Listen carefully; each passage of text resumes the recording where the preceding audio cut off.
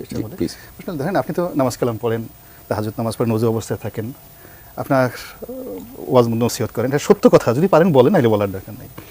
সেটা হলো আমি যে জিনিসটা বলতে চেয়েছি যে একটা গণতান্ত্রিক পরিবেশ যখন থাকে এবং দলের মধ্যে যখন একটা ফেয়ার কম্পিটিশন থাকে, তখন যারা জনপ্রিয় নেতা, যাদের জনসম্পৃক্ত, তাদের একটা ক্ষমতা থাকে।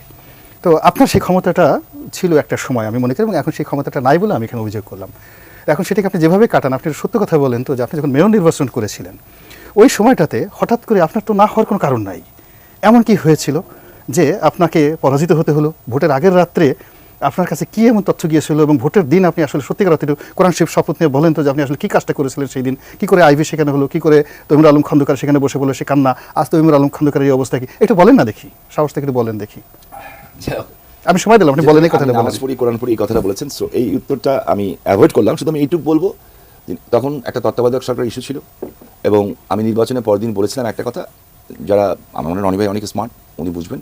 আমি বলেছিলাম হেরেছি আমি, জিতেছেন শেখ হাসিনা, প্রমাণ করেছেন নির্বাচন কমিশন একটা সুষ্ঠু সুন্দর নির্বাচন হতে পারে। একটু স্মৃতিচারণ করতে চাই, আমার হাইট আপনার আপনি আপনার কথা শেষ করে দিলেন না, একটু আমার বক্তব্য শেষ করে দিতে হবে, আপনি যোগ করবেন। খুব গুরুত্বপূর্ণ। আমি বলেছিলাম হেরেছি আমি, জিতেছেন শেখ হাসিনা, প্রমাণ করেছেন নির্বাচন কমিশন আন্ডারে সুষ্ঠু সুন্দর নির্বাচন হতে পারে সেনাবাহিনী ছাড়া।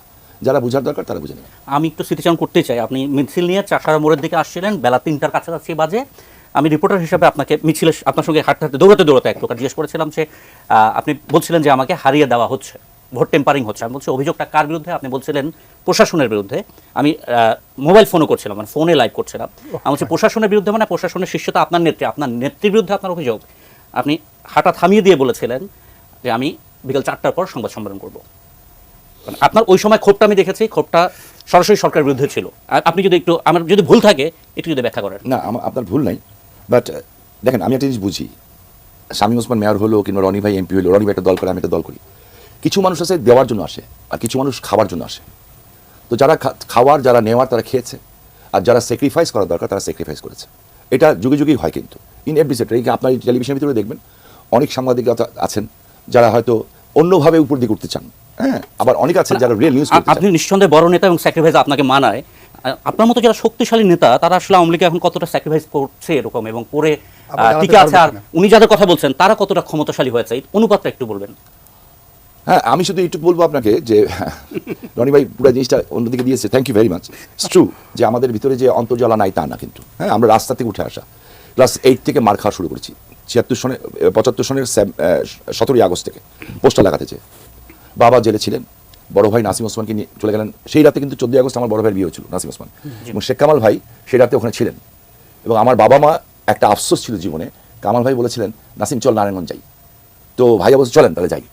হ্যাঁ, এবং পুরো ইউনিভার্সিটির পুরো গ্রুপটা ছিল মিনিমাম 1 থেকে 1,500। হঠাৎ করে কামাল ভাই বললো এরকম, আমি ওনার ট্যান্ডল থাকে না, একটা বাচ্চা ট্যান্ডল, আমি ওরকম ট্যান্ডল ছিলাম ওনাদের, মানে ওনারা আমাদেরকে নিয়ে ঘুরতেন, কৈনুর ভাই, টনু ভাই, কামাল ভাই। তো হঠাৎ করে কামাল ভাই না না না না আমাদের যাওয়া উচিত হবে না, নাসিমের বাসর একটা নষ্ট যাবে, তুই একটা কাজ করিস, বাবা তো ইউনিভার্সিটি আসবে, তুই আসিস না কালকে, তুই আসিস না, আমরা দুপুরবেলা বাবার প্রোগ্রাম শেষ করে আমরা সব নারায়ণগঞ্জ চলে আসবো, তোকে নিয়ে আমরা ঢাকা ক্লাবে আসবো, বাবা ওখানে আসবে। কামাল ভাই কথা রাখতে পারেননি। আমাদের কথা, আমার বাবা মার কষ্ট ছিল যদি কামাল ভাই এখানে আসতেন, যারা বঙ্গবন্ধু হত্যা করে তাদের অত শক্তি ছিল না যে 2 জায়গায় একসাথে অপারেশন করবে, নারায়ণগঞ্জে অপারেশন করা অত সহজ ছিল না। হ্যাঁ, আর ওখানে একটা শক্তিশালী ছিল। আমার প্রশ্নটা হারিয়ে যাচ্ছে।